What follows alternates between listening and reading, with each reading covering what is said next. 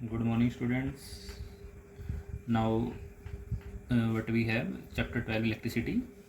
Next topic is after the topic of resistances, resistors in series and parallel. Heating effect of electric current.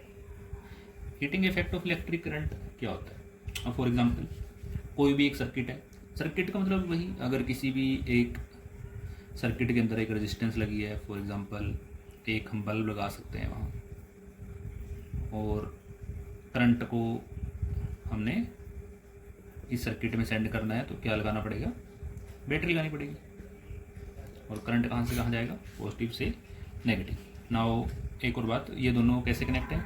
जैसे पिछले lectures में मैंने बताया, these two are connected in series. Now अगर ये current flow करता है किसी भी सर्किट के अंदर, नाउ हम देखते हैं कि कुछ टाइम के बाद जब तक करंट कब तक फ्लो करेगा? जब तक ये बैटरी एनर्जी प्रोवाइड करेगी. क्योंकि हम देखते हैं जितने भी हमारे पास अप्लायंसेस होते हैं, जिसमें फॉर एग्जांपल वॉच है, कोई सेल पड़ा है उसमें, तो वो वॉच कब तक काम करेगी? जब तक वो सेल उसमें अपनी एनर्जी प्रोवाइड कराता रहेगा. तो एक पॉइंट ऐसा आता है जब वो सारी की सारी एनर्जी प्रोवाइड करा देता है, पर ये एनर्जी जो है, क्योंकि हमको पता है कि एनर्जी कैन नाइदर बी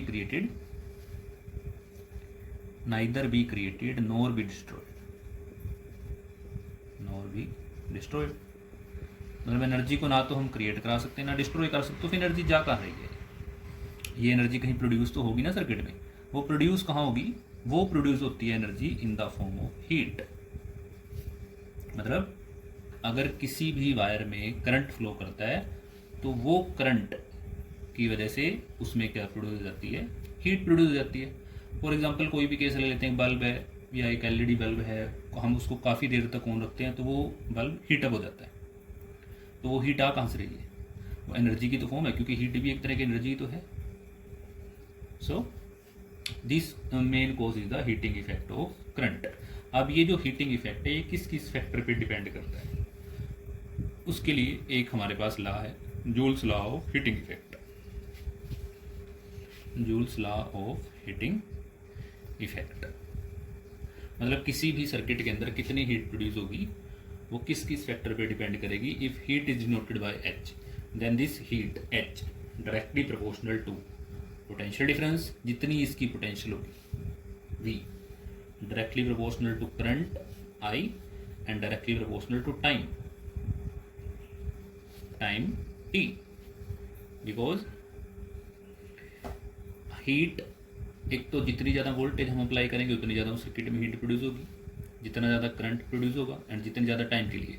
वो तो है, जितना भी इलेक्ट्रिक अप्लायंसेस हैं उनको हम जितनी देर के लिए ऑन रखते हैं वो उतनी ही हीटिंग इफेक्ट शो करते हैं. तो इन तीनों फैक्टर्स को कंबाइन करके हमारे पास क्या आ जाएगा? V I T. इसको इक्वालिटी में चेंज करेंगे तो कोई कॉन्स्टेंट आएगा, और इस कांस्टेंट को हम 1 मान लेते हैं क्योंकि यहाँ पे इसकी कोई वैल्यू नहीं है. तो एच इज इक्वल, कोई सिग्निफिकेंट वैल्यू नहीं है जिसको हमें याद रखना पड़े. तो H is equal to V I T. This formula is known as Joule's law of heating effect. We can also replace V. Ohm's law क्या होता है हमारे पास? V is equal to I R. तो जब हम वी की value ये पुट करेंगे तो एच हमारे पास क्या आ जाएगा? I square R into T. So this formula can also be use for the heating effect. तो हमने क्या देखा कि किसी भी सर्किट में हीटिंग इफेक्ट का प्रोड्यूस होगा जब भी हम उसमें कोई भी करंट प्रोड्यूस कराएंगे. और उसके एग्जांपल बहुत सारे हैं, जैसे इलेक्ट्रिक आयरन है, हम घर में इलेक्ट्रिक आयरन प्रेस यूज़ करते हैं तो वो हीटिंग इफेक्ट पे काम करती है. जितने भी हमारे इलेक्ट्रिक गीजर्स हैं उसमें जो फिलामेंट अलग होते हैं, फिलामेंट की जो शेप होती है वो कुछ इस तरह होती है. तो जितने भी फिलामेंट्स हैं वो सारे किस पे काम करते हैं? हीटिंग इफेक्ट ऑफ करंट पे. हीटर्स होते हैं हमारे पास, जब हम उनको ऑन करते हैं तो रेड ग्लो करते हैं. वो क्यों करते हैं? क्योंकि उसमें हीट बहुत ज़्यादा प्रोड्यूस होती है. तो फिलामेंट्स में हम ज़्यादातर वो मटेरियल यूज़ करते हैं जिनकी रेजिस्टेंस ज़्यादा, क्योंकि जितनी ज़्यादा रेजिस्टेंस होगी उतनी ही हमारे पास हीट प्रोड्यूस होगी. Because resistance is also the factor of heat produce. Current, resistance and